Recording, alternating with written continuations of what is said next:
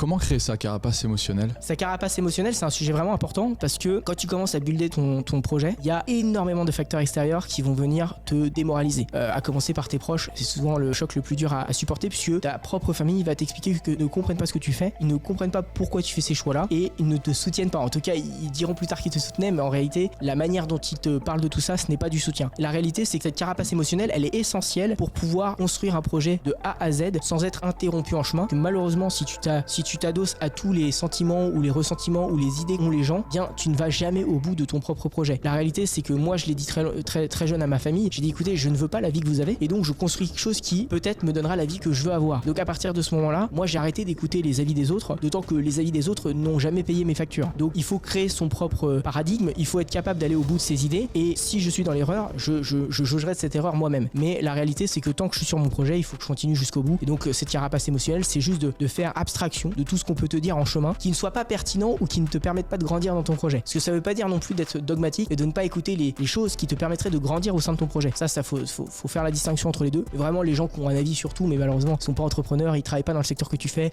ils n'ont jamais monté de boîte, ils n'ont jamais fait d'investissement. Bon bah, si c'est ce que toi t'es en train de faire, ne les écoute pas, ça ne sert à rien.